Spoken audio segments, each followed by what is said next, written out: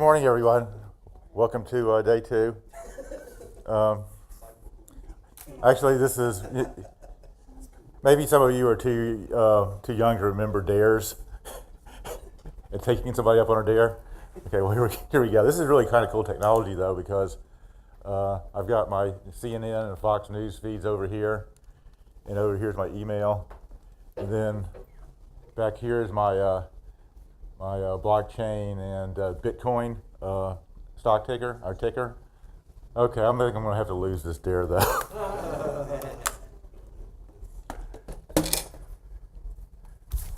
To kick off this morning, what we usually do is update some of the forecasts that we do pretty much on an annual basis. And these are the forecasts that support essentially a lot of the studies that we do in terms of technology change and the impact on lives and depreciation rates and so forth. In some cases, some ways are kind of boring, because basically every year I put another data point, or maybe another 4 data points on the graph, and it pretty much follows the line of the previous year. So it's just sort of basically filling in data on forecast lines, because most of these trends have been pretty stable in that they follow the same pattern. Ray can't be here this year. He had some family responsibilities that he needed to attend to, so I'll be handling Ray's part of the presentation as well. The classic is our industry broadband forecast.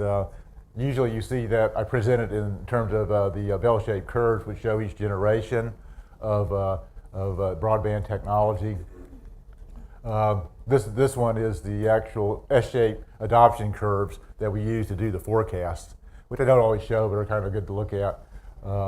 Basically, each of these curves is the latest generation, or the generation that's marked. For example, 24 megabits per second generation is in green, replacing all the previous ones. And then as you go farther in time, it's joined by the more modern technologies after that. So it's say 24 megabits per second is everything above 24 megabits per second and above, including 50 megabits per second and 100, and then it's replacing everything that's slower. So it's a classic S-shaped adoption curve. These happen to be Gompertz curves that we use to forecast. So the blue line is with the line with the blue squares is broadband overall, and then all the others are various generations. So the latest generation is 300 megabits per second and above, and it's beginning to replace everything else now. We expect it to follow the same pattern as the others. Of course, 300 megabits per second includes gigabit as well. And some of the graphs we show our forecast for gigabit. It's very much like the 300 megabits though. So anyway, this is what we usually show. The set of bell-shaped curves where each one shows the percentage of the broadband market, be it cable modem, be it DSL, be it fiber, be it UVerse, what have you, whatever the technology is. It includes everything but wireless mobile broadband, so fixed broadband's in there too. One thing when you see these charts, they always look like they're horribly out of date. So the last actual data point is 2015.5. That's actually 2016.5. In other words, halfway through 2016, because it's year end. So it's year end 2015. So the next data point is half-year data point is halfway through 2016. That's the latest FCC data that's available. So the year-end 2016 data won't be available until probably another month or so. We like using the FCC data because all of the carriers on a consistent basis report that data to the FCC, and so it's highly reliable. And of course, we believe that what's happened since then is about right as well. So we're well into the 100 megabit per second era now. In fact, we're probably reaching the peak of that, and we're beginning the 300 megabits per second and above. And since, as I mentioned yesterday, as long as there's a need for the technology and it's technologically feasible, we would expect the same patterns to happen in the future. Another one, of course, is online video. That's important because it impacts the network technology for both cable companies and for telcos that are providing video. So NetStream, of course, is the most popular of the streaming services.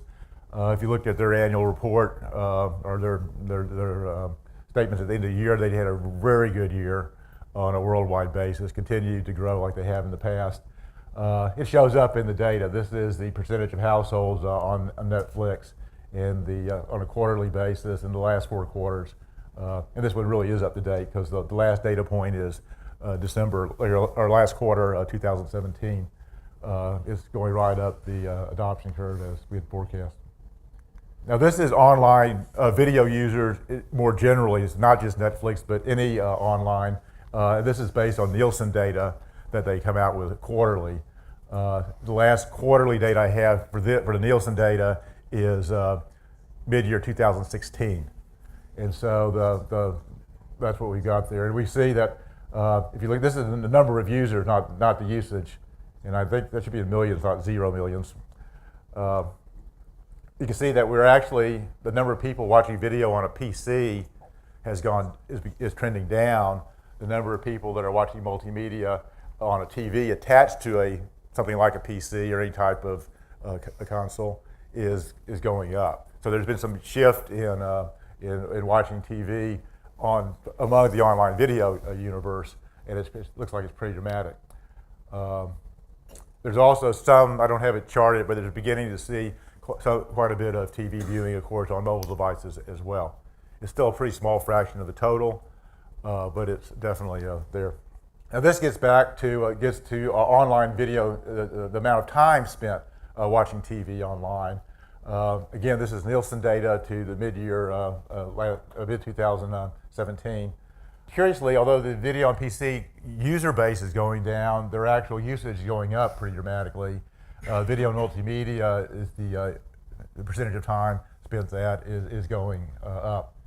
And all this is the raw, hours and minutes spent watching a month online divided by the total TV hours that people spend watching TV, which is still a lot. So basically what we're saying here is even among the people that watch TV on their PCs or attach their PCs to a big screen and watch it that way, TV watching that way, it's still a pretty small percentage of the total usage. But it's growing.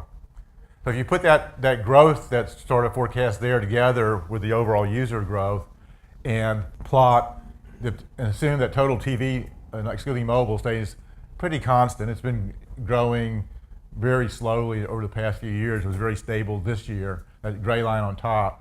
If you assume that just sort of stabilizes with the TV watching where it is now, and we look at the traditional TV, which includes both watching on VCR, DVD,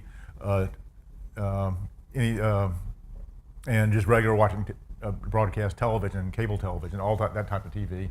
That has actually begun to trend down. I mean, for years it was still going up, even we had this technology substitution.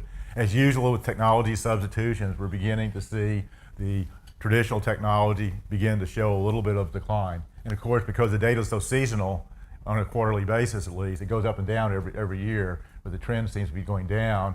And we see the replacement technology, or at least the partial substitute of the online TV, beginning to push up into the more rapid part of the adoption curve.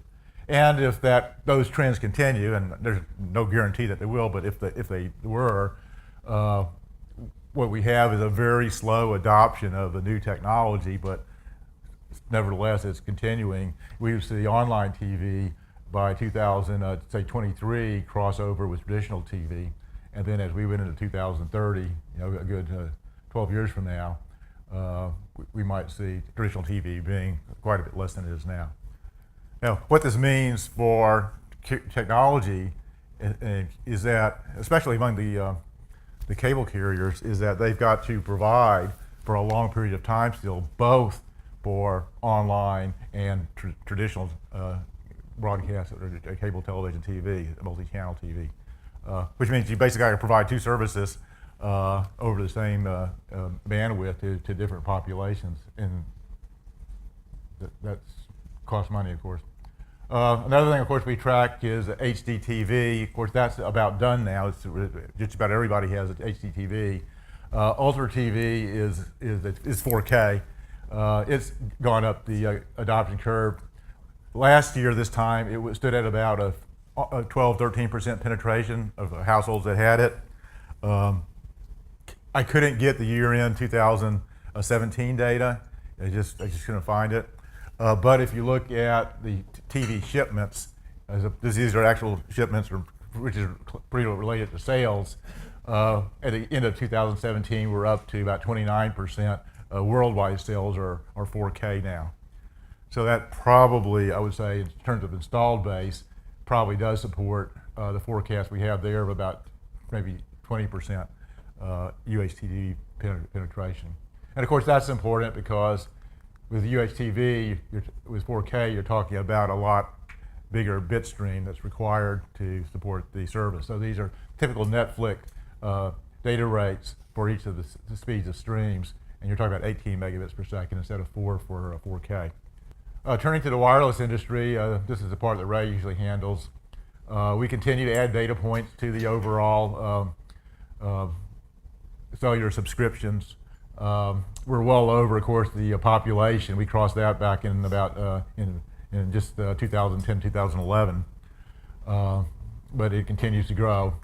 Now, this time, Ray took a little more of a deeper look at it. It turns out that really only 80% of the population have a wireless connected device, cell phone at the year end of 2015. So it's probably a little bit more than that now. And so a lot of those extra phones are with people that have more than one phone, or more than one account at least. It looks like that if we look at all the standard connections, excluding machine-to-machine connection, then the penetration is about 96% at year-end 2017.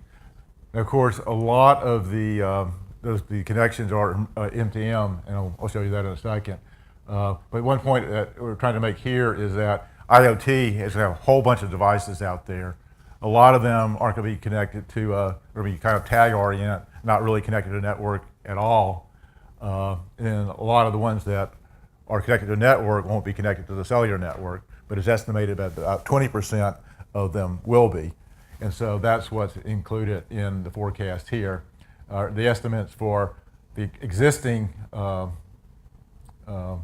lines are broken out between machine-to-machine and standard, and then we forecast the standard to go much slower because there are only so many people, and we already have a lot of phones, and the machine-to-machine to continue to increase.